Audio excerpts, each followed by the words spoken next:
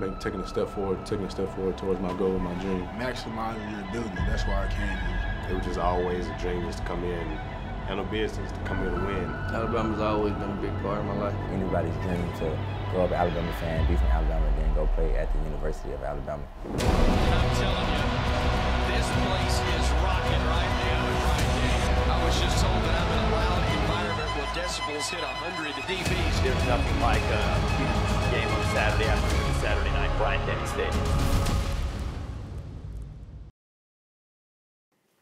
Welcome into another edition of the Nick Saban Show presented by Truckworks. I'm Chris Stewart along with the head coach of the Crimson Tide. Coach, a tough one as Texas comes to Tuscaloosa and gets the 34-24 victory. Yeah, well, we knew it was going to be a test. I actually told the players that it's going to be a test. I told the coaches it's going to be a test. So it was a test for me, it was a test for the coaches, and a test for players because they got a good team. They're well coached. And, you know, but it's like the midterm. So we kind of failed the midterm. So you got basically two choices. You know, you can say, okay, I'm okay with being mediocre and I'm not going to do the things I need to do to get better. Or you can say, I'm not going to waste a failing and I'm going to get committed to doing the things we need to do to try to improve and get better. So, and that's where I think we are right now. And I think the players have been great. We just didn't play great. I mean, turned the ball over twice and they got 10 points off of turnovers and we gave up, what, 3 or 4 explosive plays that were just game changers. And I think, you know, we got to eliminate those two things. We had more penalties tonight, which puts you behind the 8 ball on offense. So we just didn't play a very clean game. Coach, I don't mean this in terms of an excuse whatsoever, but when you have a big game that's hyped up the way this one was, so often people think the home team has an advantage because of the crowd, but in essence, the road team has fewer distractions, don't they? Because they get to be a little more isolated. Well, that's probably true, but I tell you what, our crowd was great tonight. The fans were great. What a great environment to play football. You know, it's really a privilege. I said this in the press conference, you know, to play in games like this, in a place like this at the University of Alabama with fans like this. And it means you did something to deserve the opportunity to play in a game like this. So it's a privilege, and it's a privilege to play at the university. It's a privilege to be a coach here, and we just need to do a better job. All right, Coach, let's take a look at the first half highlights. Outside, Milroe and Roydell are in the backfield. Milroe gets the snap, throws left, intercepted. Intercepted by the Longhorns and taken by Ja'Day Barron.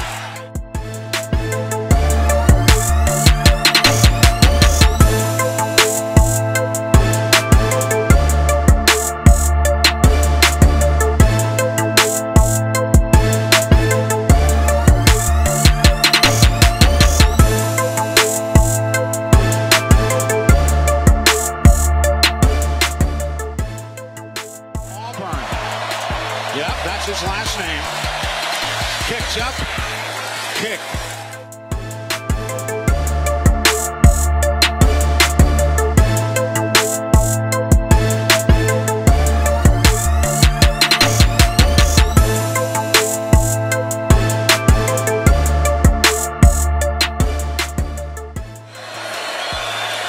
The kick on the way. It is up. To the near side of the formation. The snap to Ewers. He'll throw this one up for grabs. It's towards the back of the end zone. Diving forward.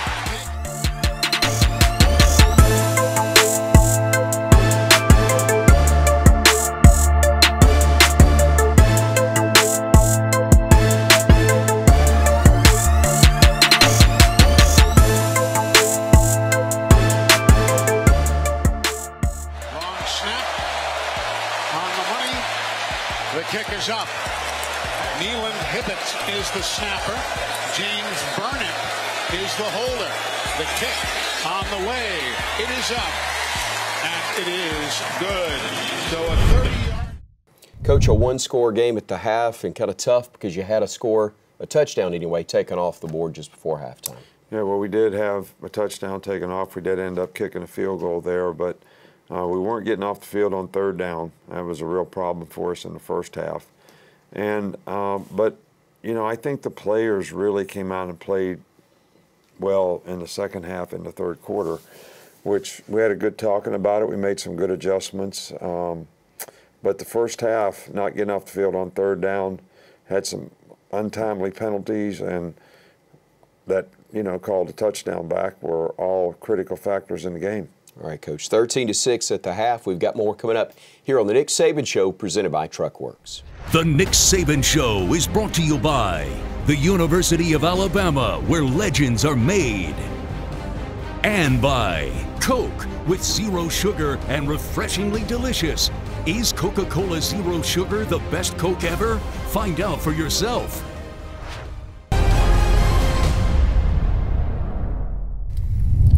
Again, Coach, 13-6 at the half. What was the message at the break? Well, I think your true character as a competitor comes out when things aren't going well. How do you play when you're behind? We should have the same energy and enthusiasm when we got here in the second half as we did in the beginning of the game.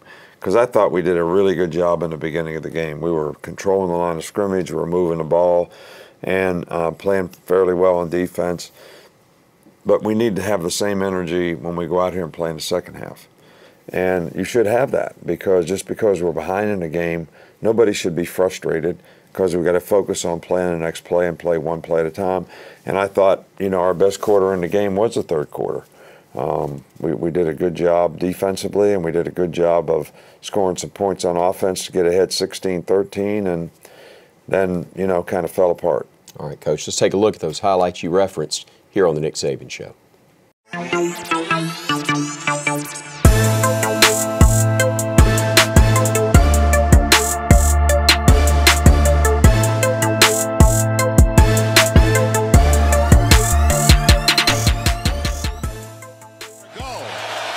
Here's the kick. It's on the way, end over end, and it is good. Another.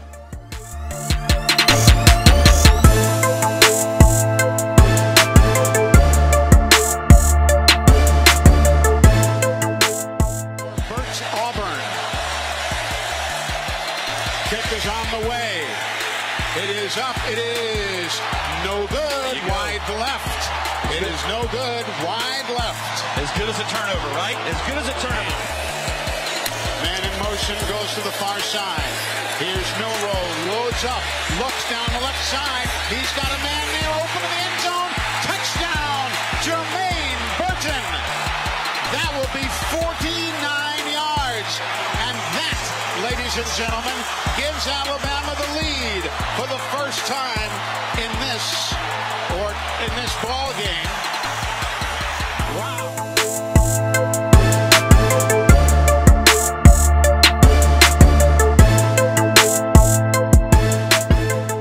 First and goal from the 8-yard line. Brooks in motion. Gets the handoff. No, they throw it across the middle. Touchdown to Mitchell. It'll be a 7-yard touchdown. And that quickly, Milroe claps his hands, gets the snap. Milroe goes right and throws an interception. It's down the left sideline, 15, 10, 5. Jaron Thompson and in motion. Worthy comes to the near side. The give up the middle, keeps his legs chugging, and Jonathan Brooks has the touchdown. 5-yard run. That was huge. Yeah, that hurt right there. Out of this formation.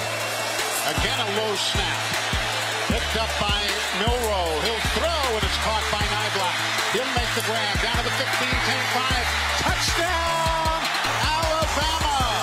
39 yards. 39 yards. Jermaine Burton. Here's Milroe. Looking, rolls left and throws. Complete for a 2-point conversion. Complete to Isaiah Bond for a 2-point conversion. And Alabama is to within 3. They free release Jason McClellan out of the backfield once again. 9. Ewers stands in. Throws long. Wide receiver, wide open.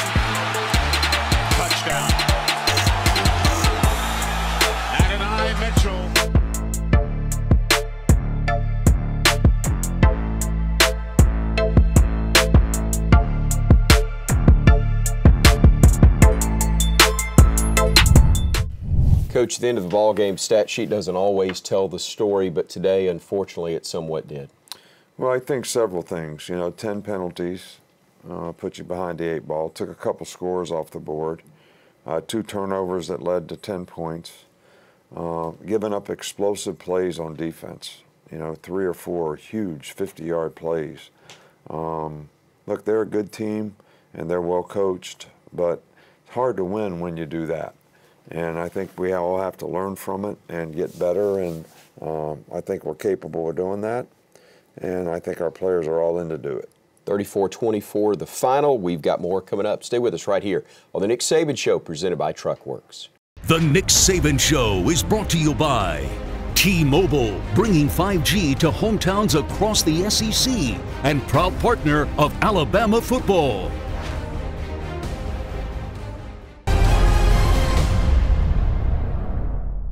Coach, what was the turning point for you in this one? Well, I think when we went up 16-13 and they get the ball in 3 plays and score. They get a 15-yard pass interference penalty, they hit a 50-yard touchdown, and then they hit an RPO slant from like the 8-yard line or whatever to score. And then we turn around and get the ball and first play throw a pick that they take down to the 5-yard line. All right, so the combination of those things, they scored 2 touchdowns in like 15 seconds. Right. It's hard to overcome. Is indeed. Coach, we talked about your new offensive coordinator last week on the show. This week we talk about technically your new defensive coordinator, but he's a guy that's been with you a couple of times in Kevin Steele. Right. Yeah, Kevin is, one of my favorite people in the world. Really good person, really good guy. He's been with us before, so he knows a lot of what we try to do. And, we're all making a transition to try to help him, do what he needs to do to be a great part of the program here, which he's been a tremendous asset for many, many years. All right, Coach, let's go Mercedes-Benz All Access with Coach Kevin Steele. Obviously, everybody knows this is my 3rd time here with Coach Saban at the University of Alabama. And I think everybody would ask why keep returning, and it's a really simple answer. It's very, very simple. The University of Alabama and the history of its football program, what it stands for, and then Coach Saban, the best that's ever done it. I mean, I don't really feel any different. The game has changed, obviously. The offenses are a lot different and a lot more complicated, and the tempo of things are different. But in terms of just coaching style, you tweak things here and there, but the biggest thing is it's all about the players. And as long as you're coaching with that in mind and adjusting to that, yes, that's changed, but that was the same way it was then. In terms of the transition of coming back and being with Coach Saban, that may be the reason that I'm here. Everybody knows that Coach Saban is a genius as defensive football. That's been one of the secret ingredients to his success. This is not a program, never has been a program where you come in as a coordinator and you do what you want to do. It's the Alabama Coach Saban process and system. And it's always easier if you've been exposed to that before. The philosophy as a coach for me is that it's always about the players. When you're in question of anything, go back to it's about the players. Whether it's scheme, we can draw on the board all day long and we can have a lot of schemes, and there's a lot of good football coaches in our room. We've got a good staff, and obviously our head coach is a brilliant defensive mind, but it still comes back to giving them the tools to be successful. That's the philosophy. It's drilled in us. We want to be dominant in what we do. We want to play with relentless effort. We want to be physical. We want to be great tacklers. Have fun applying what you've learned with those principles you talked about to dominate your opponent. I've been a very blessed man. I'm married to my high school girlfriend. We've been married 43 years. She is the driving force in the family. Linda is a special person who just kind of manages everything because I'm here at work all the time. I've got 2 wonderful children, Gordon and Caroline. My son's an offensive line coach at the University of South Alabama. The true joy of life has come about in that now I have 2 grandchildren with a 3rd one on the way, and that's true joy. As far as the fans and the people that support this program, I grew up in this state. My dad was a high school coach in this state. I've seen games as a child in Bryant-Denny Stadium. And so I understand what this program means to the state of Alabama. The fans here have a passion to be the best. They want to be champions as much as the players on the fields want to be champion, and it's not just words, they're committed to it. Coach, we looked at an offensive play last week. We talked defense this week, presented by CB&S Bank. Well, you know, you kind of transpire in a game and do things a little bit different.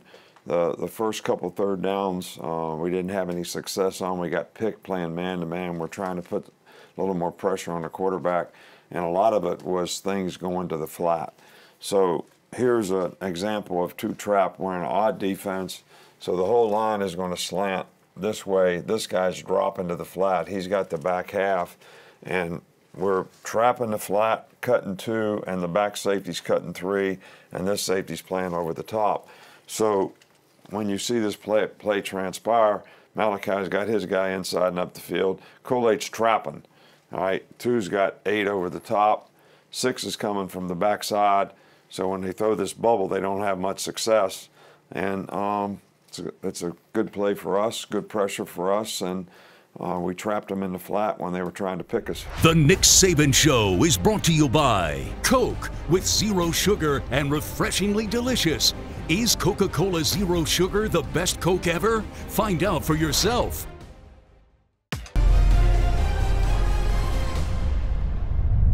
Coach, I'm sure this young man's disappointed like everybody else today, but rare that you've been disappointed in Justin Eboigbe. Justin has been a tremendous asset to our program here. You know, he's a quiet guy, but he leads by example. You know, he's done great in school. He's been through some tremendous adversity, you know, when he got his, neck injury last year and had to fight and rehab to be able to come back, and got himself in a position to come back, and he's played really well for us so far this year. All right, Coach, let's spend some time learning more about Justin Eboigbe. I'm Justin Eboigbe from Forest Park, Georgia. I play defensive end for Alabama Crimson Tide. I graduated with a bachelor's in communications, and I'm right now pursuing sports hospitality in the graduate field.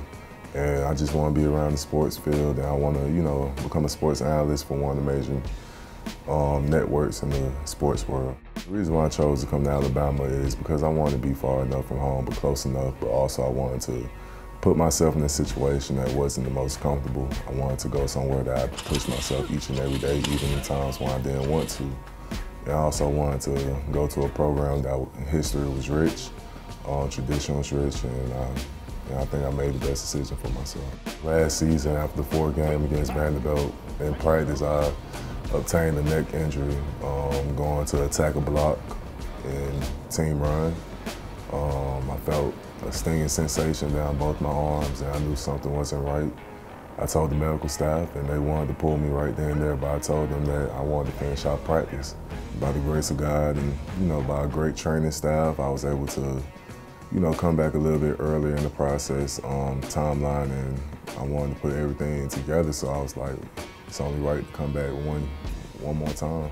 Being coached by Coach Saban has been one of the, great experience because, he's somebody who's very knowledgeable in every aspect, whether it be offense, defense, special teams. He's somebody who's never going to let you slack down. He's always going to hold you accountable, and that's the only thing that you can ask for from anybody, that they keep you to a standard. What I like doing off the field, I like being around family and friends. I have a dog, I have a little Frenchie named Saint. He preoccupies a lot of my time. You gotta hit the ball. Man, that golf video, so it was just, we was at Knicks Kids back in May. And we had the opportunity to sit there and hit it, and one of the biggest things was, I think if you got a hole-in-one, you was able to win an SUV from one of Coach Saban's dealerships. I guess, the pressure got to me for a second, and, I didn't do all the techniques right, and it didn't go the way as I planned it to. But it was all fun that day. To the fans, I just like to say thank you for all the love and support, all the times that y'all packed out Bryant-Denny, the times that we played on the road and you guys traveled to make sure that it was a even playing field, so that the home field really didn't feel like home field advantage. And just to continue support with my next avenue in life.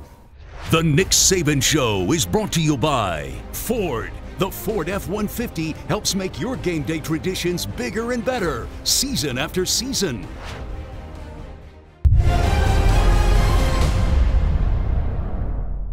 Coach, what's next is kind of a rarity. It's a road game, non-conference for the Crimson Tide in South Florida.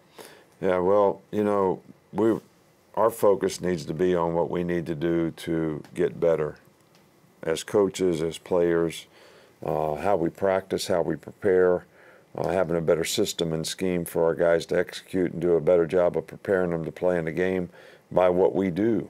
So that's the challenge for us, and I'm sure South Florida is a good team. I haven't watched them yet. They're 1-1, I think, and it will be a road game, probably hot down there, so it'll be a challenge for us. Thank you, Coach. 1-1 for South Florida and the Tide. 2:30 kick down in Tampa next weekend. For Coach Saban, I'm Chris Stewart. Thank you for joining us on the Nick Saban Show, presented by Truckworks. The Nick Saban Show is brought to you by Coke with 0 sugar and refreshingly delicious. By the University of Alabama, where legends are made. And by Trustmark, people you trust, advice that works.